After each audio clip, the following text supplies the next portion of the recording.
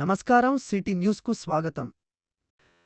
తెలంగాణ రాష్ట్రంలో పండించే బియ్యంకు మంచి పేరుందని, ఆ బియ్యం రాష్ట్రంలోని నిరుపేద కుటుంబాలకు పంపిణీ చేయడం జరుగుతుందని పౌర సరఫరాల శాఖ ప్రిన్సిపల్ కార్యదర్శి డిఎస్ చౌహాన్ అన్నారు.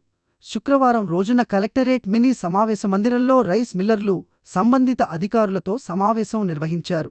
ఈ సందర్భంగా ఆయన మాట్లాడుతూ, మన రాష్ట్రంలో పండించే ధాన్యంకు మంచి పేరు ఉందని, ఇతర రాష్ట్రాలకు, ఇతర దేశాలకు సరఫరా చేయడం జరుగుతుందని తెలిపారు. అదేవిధంగా రాష్ట్రంలో పండించిన బియ్యం తిరిగి నిత్యావసర సరకుల పంపిణీ ద్వారా రాష్ట్రంలోని నిరుపేద ప్రజలకు పంపిణీ జరుగుతున్నదని తెలిపారు. రాష్ట్రంలో ఉత్పత్తితో పాటు క్వాలిటీను కూడా పెంచడం జరిగిందని తెలిపారు. మిల్లర్లకు వారి గత సిఎంఆర్ పనితీరును బట్టి పారదర్శకంగా ధాన్యం కేటాయించడం జరుగుతుందని తెలిపారు. మిల్లర్లు ఎలాంటి అపోహలు, అనుమానాలు పెట్టుకోకూడదని తెలిపారు. మిల్లర్ల సహకారంతో ధాన్యం సేకరించడం, మిల్లింగ్ చేయడం జరుగుతున్నదని తెలిపారు. రైతులు ధాన్యాన్ని ఆరబెట్టి కొనుగోలు కేంద్రాలను తీసుకురావాలని, అదేవిధంగా ధాన్యాన్ని శుభ్రపరిచి తేవాలని అన్నారు. పంట పూర్తిగా పండి కోతకు ఆస్కారం ఉన్నప్పుడే కోయాలని తెలిపారు. పచ్చిగా ఉన్నప్పుడు కోయడం మంచిది కాదని అన్నారు. ఆరబెట్టి తీసుకువచ్చిన ధాన్యాన్ని మంచి మద్దతు ధర కల్పించడం జరుగుతుందని, ఎలాంటి కోతలు చేయబడవని తెలిపారు. పచ్చి పంట కోయడం నేరమని ఆయన అభిప్రాయపడ్డారు. రైతుల సంక్షేమం కోసం ప్రభుత్వం ప్రతి గ్రామంలో కొనుగోలు కేంద్రాలను ఏర్పాటు చేయడం జరుగుతున్నదని తెలిపారు. రైతుల వద్దకే ప్రభుత్వ యంత్రాంగం వస్తున్నదని, రైతుల సంక్షేమమే ప్రభుత్వ ఉద్దేశం అని అన్నారు. అధికారులు నీతి నిజాయితీగా పనిచేయడం ద్వారా మంచి గుర్తింపు వస్తుందని తెలిపారు. రైతులు తమ పంటను కొనుగోలు కేంద్రాలను తీసుకువచ్చి కాంట అయిన 3-4 రోజుల్లోనే చెల్లింపులు జరుగుతాయని తెలిపారు. నాణ్యమైన ధాన్యం ప్రతి బస్తాలో 40.650 కిలోలుగా తూకం వేయడం జరుగుతుందని, రైతులు ఈ విషయాన్ని గ్రహించాలి తెలిపారు. జిల్లా కలెక్టర్ ఆశిష్ సాంగ్వాన్ మాట్లాడుతూ, జిల్లాలో 423 కొనుగోలు కేంద్రాలను ఏర్పాటు చేయడం జరిగిందని, సన్నరకం వడ్లు కొనుగోలుకు అవసరమైన చోట ప్రత్యేకంగా ఏర్పాటు చేయడం జరిగిందని తెలిపారు. జిల్లాలో ఇప్పటివరకు 51,480 మెట్రిక్ టన్నుల ధాన్యం కొనుగోలు చేసి రాష్ట్రంలో 2వ స్థానంలో నిలిచామని తెలిపారు. రైస్ మిల్లర్లు బ్యాంక్ గ్యారంటీ పత్రాలు అందజేశారని, గోనె సంచులు సమస్యలు లేవని తెలిపారు. అవసరమైన ఇంటర్మీడియట్ గోదాంలు అందుబాటులో ఉన్నాయని, ధాన్యం మిల్లులకు రవాణా చేసేందుకు 10 పోర్టర్లను ఏర్పాటు చేసుకోవడం జరిగిందని తెలిపారు. కొనుగోలు కేంద్రాల ఇన్ఛార్జీలకు శిక్షణ కార్యక్రమాలు నిర్వహించామని తెలిపారు. జిల్లాలోని రాష్ట్రంలోనే రోల్ మోడల్గా తీసుకువస్తామని తెలిపారు. ట్యాబ్ ఎంట్రీలు త్వరగా చేసేందుకు సంబంధిత వారికి తెలియపరుస్తామని అన్నారు. రైతులకు ఏమైనా సమస్యలు ఉంటే తెలుపుటకు టోల్ ఫ్రీ ఏర్పాటు చేయడం జరిగిందని, టోల్ ఫ్రీలో వచ్చిన సమస్యలకు ఎప్పటికప్పుడు సమాధానాలు అందిస్తున్నామని తెలిపారు. ఎస్పీ సింధు శర్మ మాట్లాడుతూ, జిల్లాలో ఇంటర్ చెక్పోస్టులు ఏర్పాటు చేయడం జరిగిందని, మహారాష్ట్ర, కర్ణాటక రాష్ట్రాల నుండి అక్రమ రవాణా అరికట్టేందుకు నిఘా పెట్టామని తెలిపారు. జిల్లాలోని రైస్ మిల్లర్లు మాట్లాడుతూ, రైతులను కాపాడుతూ మరోప్రక్క ఇండస్ట్రీని కాపాడుకుంటున్నామని తెలిపారు. జిల్లాను రోల్ మోడల్గా చేస్తామని అన్నారు. ధాన్యం నిల్వ కోసం అవసరమైన గోదాములు, స్థలం ఉందని తెలిపారు. అనంతరం సదాశివనగర్లోని కొనుగోలు కేంద్రాన్ని, బిక్నూర్ మండలం జంగంపల్లి ధాన్యం కొనుగోలు కేంద్రాలను కలెక్టర్ అధికారులతో కలిసి సందర్శించారు. ఆయా కేంద్రాల్లో తిరిగి వరి ధాన్యం తేమ శాతం కొలిచి సంబంధిత రైతులకు పలు సూచనలు చేశారు. రైతులు ధాన్యం పంటను ఆరబెట్టుకుని కేంద్రాలకు తీసుకువచ్చి మంచి ధరను పొందాలని తెలిపారు. పచ్చి పంటను కోయవద్దని తెలిపారు. ఈ కార్యక్రమాల్లో అదనపు కలెక్టర్లు శ్రీనివాసరెడ్డి, విక్టర్, ఆర్డి రంగనాథరావు, పౌర సరఫరాల జిల్లా మేనేజర్ రాజేందర్, ఇన్ఛార్జి జిల్లా పౌర సరఫరాల అధికారి నరసింహారావు, జిల్లా సహకార అధికారి రామ్ మోహన్, జిల్లా వ్యవసాయ అధికారి తిరుమల ప్రసాద్, జిల్లా గ్రామీణాభివృద్ధి అధికారి సురేందర్, జిల్లా మార్కెటింగ్ అధికారిని రమ్య, రైస్ మిల్లర్లు, ఆయా కేంద్రాల ఇన్ఛార్జీలు, రైతులు పాల్గొన్నారు. రావాలంటే మీరు ఢిల్లీ పోయి గర్వీ చేయాలా? తర్వాత మీకు ఎలోకేషన్ కావాలంటే దాని గురించి కూడా గర్వీ చేయాలా? కమిషన్ చుట్టూ తిరగాలా, లేకపోతే ఇక్కడ తిరగాల? మీకు తెలుసు. ఎల్ఎంటీ కోటా ఒక సింగిల్ ఆర్డర్లో ఇప్పటి వరకు తెలంగాణలో రాదు. ఎందుకంటే దానికి there is no magic, it's hard work, planning, thinking. చెప్పకూడదు అని పడుకున్నప్పుడు కూడా ఆలోచన వస్తే రాసుకుంటాము, నేను నెక్స్ట్ టైం ఇంప్లిమెంట్ చేస్తాము. వాళ్ళందరూ తోడదండి give message then 4 AM 5 PM. దానికి ఉద్దేశం ఏంటి అంటే మనం మీటింగ్కి నేను లాస్ట్ మీటింగ్లో చెప్పాను సార్, మీరు ఏ పంజాబ్ని ప్రస్తుతానికి ఇన్సూరెన్స్ చేస్తారు, తెలంగాణ పంజాబ్కి లీడ్ చేస్తారు. రిమైనింగ్ 23 కూడా ఇస్తారు. మీల్ ట్యాగింగ్ కూడా ఇమీడియట్ గా చేయడం జరిగింది. CMR also sir, after you joined we have like speeded up. So 30, 23, 24, 70%, 74%, 73.65% has been achieved. Rabi 23, 24, 28.54%. So we are regularly monitoring with all the concerned officials at the 5 PM. So DTCS 557. District control room also has been opened. So we are receiving calls and resolving them. So far around 20 calls, 24 వచ్చాయి. దాంట్లో complete చేయడం ఈ రకమైన complete అంటే bonus ఇస్తారా అనేది వచ్చేసి payment ఎప్పుడు స్టార్ట్ చేస్తారు, స్టార్టింగ్ వచ్చింది సార్. ఈ 3-4 days నుంచి ఏం రావట్లేదు. So these are some of the preparations we have done, sir. Now I request commissioners to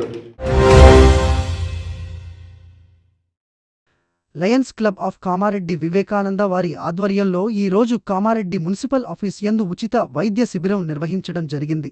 ఇట్టి ఉచిత శిబిరంలో Shri Balaji skin and NTA cardiac hospital డాక్టర్లు డా మురళీ చర్మ వ్యాధుల నిపుణులు, డా హరీష్ చెవి ముక్కు గొంతు వ్యాధుల నిపుణులు గారు మరియు ఆదిత్య హాస్పిటల్ డా అజయ్ పేరాల జనరల్ ఫిజిషియన్ గారు మరియు సిటీ న్యూరో హాస్పిటల్ డా రాజశేఖర్ న్యూరో ఫిజిషియన్ గారు మరియు Shri Ganesha multi speciality hospital డా శృతిరెడ్డి స్త్రీల వైద్య నిపుణులు గారు కామారెడ్డి వారి సహకారంతో ఉచిత వైద్య శిబిరం నిర్వహించడం జరిగింది.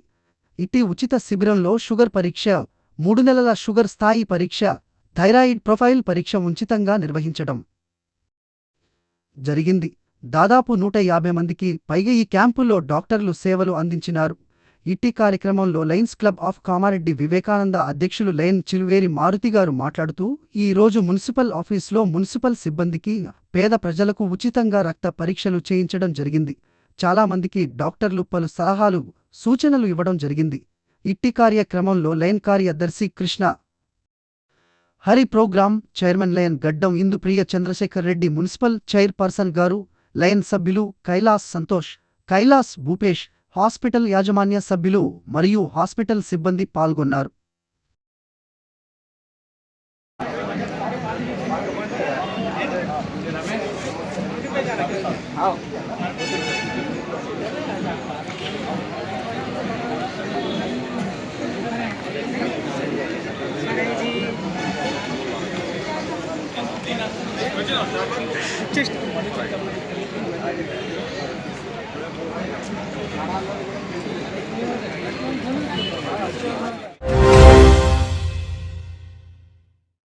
గోకుల్ సేన ఆధ్వర్యంలో కామారెడ్డి జిల్లా కేంద్రంలో ఘనంగా సదర్ సమ్మేళనం నిర్వహించడం జరుగుతుంది. జిల్లా కేంద్రంలో ఈ ఆదివారం 10 తేదీనాడు సదర్ సమ్మేళనం నిర్వహించడం జరుగుతుంది.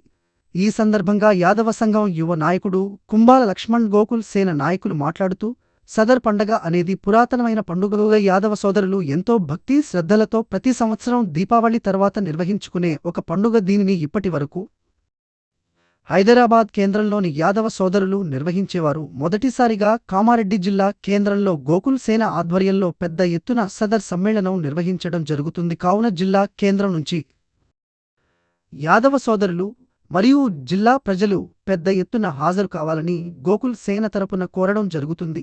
ఈ సమ్మేళనం ఆదివారం సాయంత్రం 5 గంటలకు వీక్లీ మార్కెట్ నుండి ప్రారంభం అవుతుంది. జిల్లా కేంద్రం పలుకూడలి వెంట ఈ యాత్ర కొనసాగుతుంది. ఈ కార్యక్రమంలో కుంబాల లక్ష్మణ్ యాదవ్, కన్నబోయిన వెంకటి యాదవ్, భాను యాదవ్, రమేష్ యాదవ్, రాజు యాదవ్, కిరణ్ యాదవ్, శేఖర్ యాదవ్, మురళి యాదవ్, నరేందర్ యాదవ్, రాకేష్ యాదవ్, ప్రకాష్ యాదవ్, రాజేష్ యాదవ్, వంశీ యాదవ్, రామ్ యాదవ్ పాల్గొన్నారు.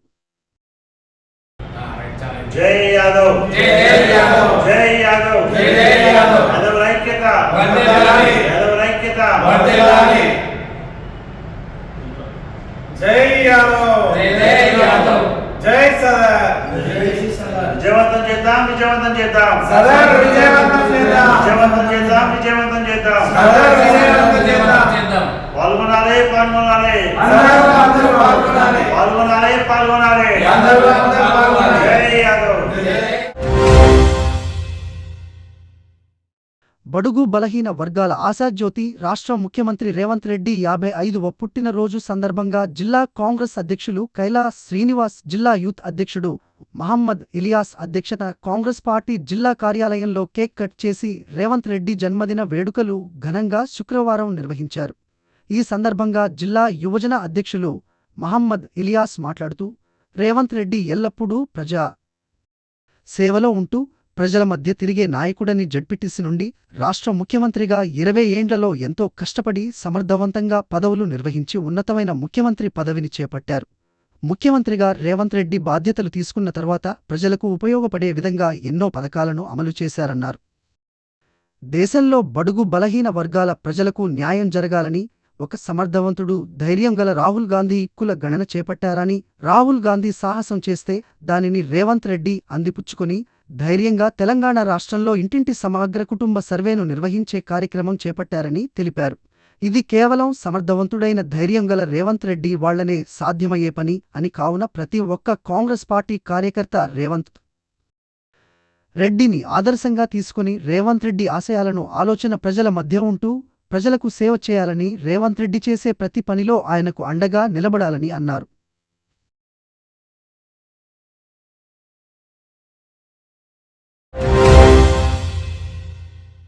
ఏ ఒక్క ఇల్లు కూడా వదిలిపెట్టకుండా హౌస్ లిస్టింగ్ పూర్తి చేయాలని జిల్లా కలెక్టర్ ఆశిష్ సాంగ్వాన్ అన్నారు.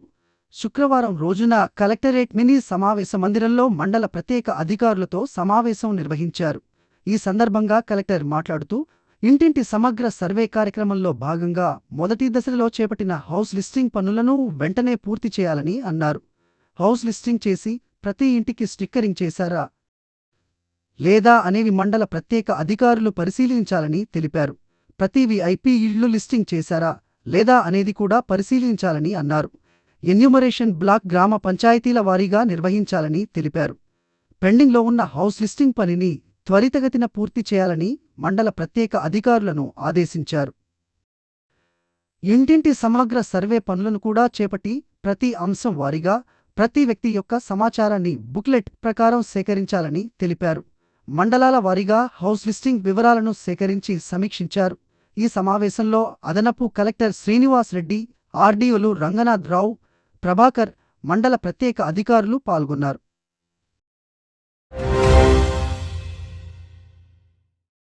దోమకొండలో సీఎం రేవంత్ రెడ్డి జన్మదిన వేడుకల సందర్భంగా కేక్ కట్ చేస్తున్న కాంగ్రెస్ నాయకులు.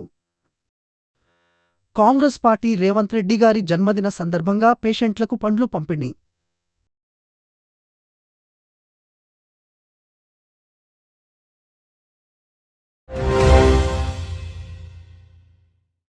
ఈ రోజు కామారెడ్డి మార్కెట్లో పసిడి ధరలు 10 గ్రాముల బంగారం 80,200, వెండి 960 రూపాయలు. ఇంతటితో ఈనాటి వార్తలు సమాప్తం. తిరిగి మళ్ళీ మరుసటి వార్తల్లో కలుసుకుందాం.